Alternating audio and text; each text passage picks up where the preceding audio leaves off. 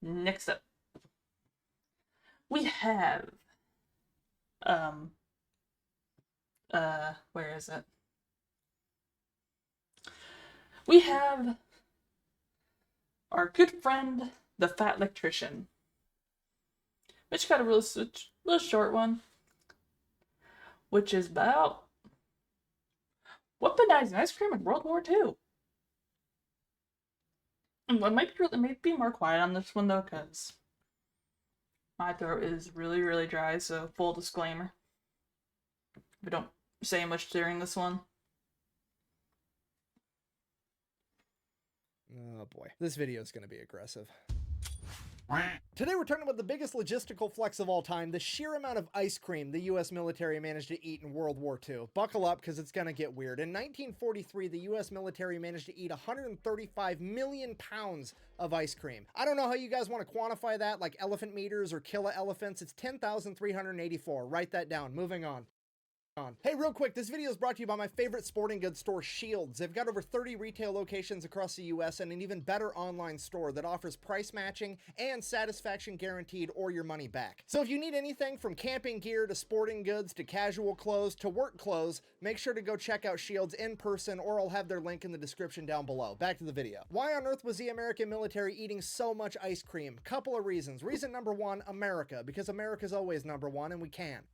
Buh! You're so dumb. America's not number one and the metric system's better. Buh! Okay, look, first of all, you're ruining my story. Second of all, I have no idea what the metric system's doing for you, but I do know the only reason you're not doing it while speaking German is because of America and fractions, so show some respect. As I was saying, reason number two, it's complicated. You see, it all started on January 17th, 1920, when the 18th Amendment went into effect and America would begin the Noble Experiment, aka Prohibition, alcohol.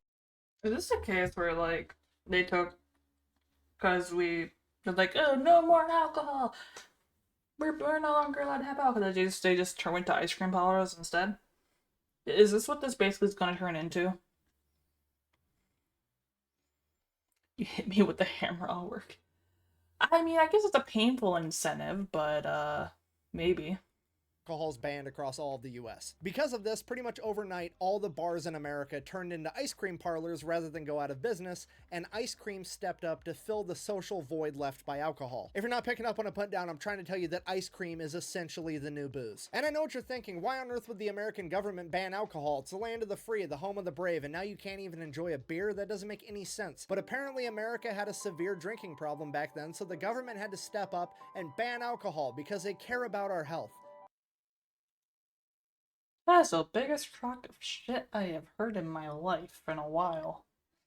Right. And then to prove how much they cared about our health, once people naturally started making their own booze at home using industrial alcohol, they started mandating to all the manufacturers of industrial alcohol that they had to put methyl alcohol inside of it, which is poisonous to people, which as a result led to over 10,000 Americans being poisoned to death during Prohibition by their own government because the government wanted to make them healthy. I'm from the government and I'm here to help. But at Oh my least there is a God. silver lining, because Prohibition's how we got NASCAR, with a bunch of rednecks hopping up their cars so they could outrun cops. And then naturally they wanted to see if they could outrun each other, and bada bing, bada boom, NASCAR's born. A lot of left turns. Anyways, the point I'm trying to get across to you is the majority of the people that served in World War II grew up in an era where their alcohol was ice cream. Meaning that they're gonna do all the ridiculous shit that military members do for alcohol, but they're gonna do it for ice cream. I mean, during the Korean War, the Seabees stole a train full of booze, and during World War II in 1942, when the USS Lexington, an aircraft carrier, got sank by 2 torpedoes, while the ship was sinking, the crew decided that it was very important that they raided the mess hall first to take all the ice cream with them. So is this a wait? So hold on. So are we in the era of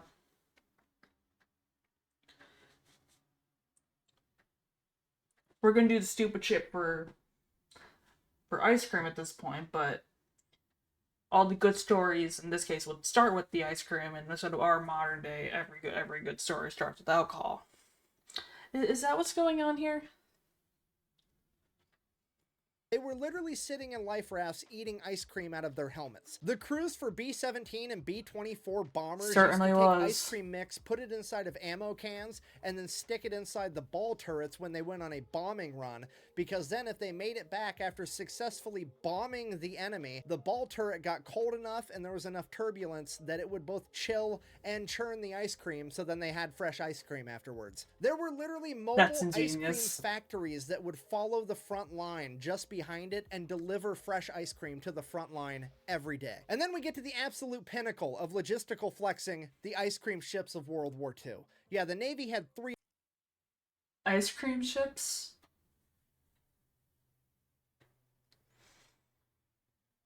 History's fucking wild.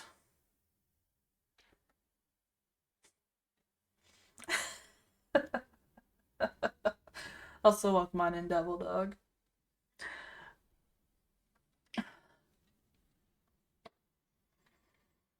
This is a wild time of history. Holy shit. Nothing they ever spoke about with prohibition covered anything involving ice cream.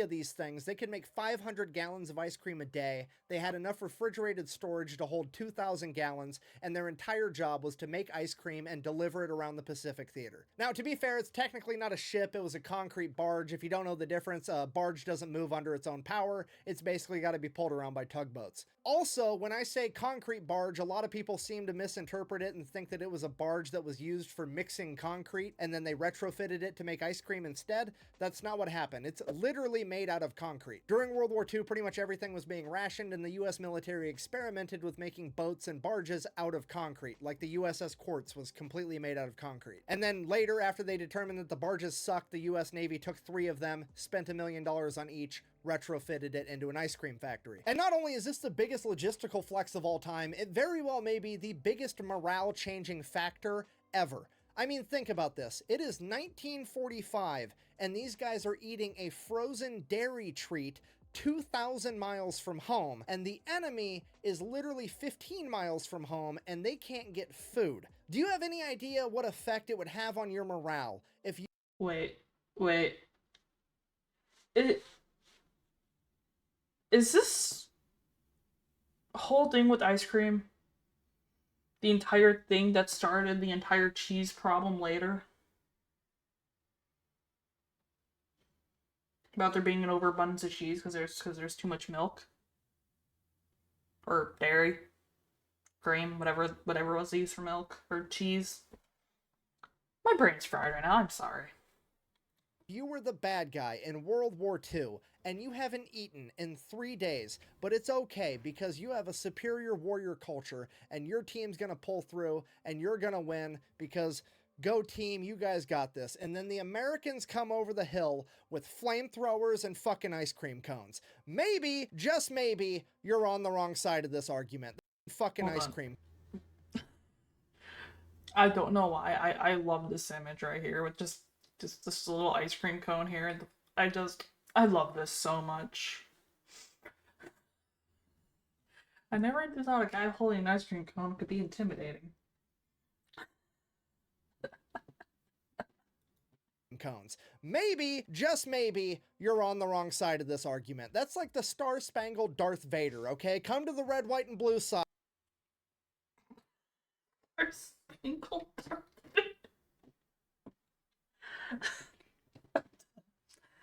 I'm done. Spangled Darth Vader.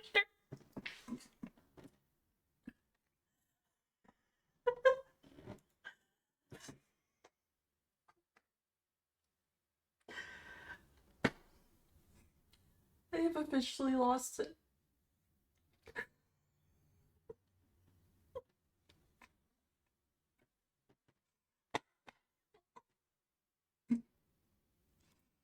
We've got fucking ice cream. So in conclusion, booze and ice cream are on the same level of awesome. And next time you go out to a restaurant and you see that little old man with the black hat on the front that says he's a veteran eating ice cream out of a little dish for dessert, you know what's up. Thanks for watching. Best way to support the channel is go buy some merch at thefatelectrician.com. Quack bang out.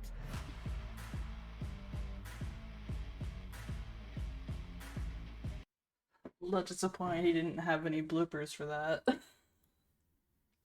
Little disappointed, but that's okay. Should hear this story from Japanese World War II soldiers seeing American rations for the first time. How about you drop that in Discord for me, and I'll put it on the things to look at later.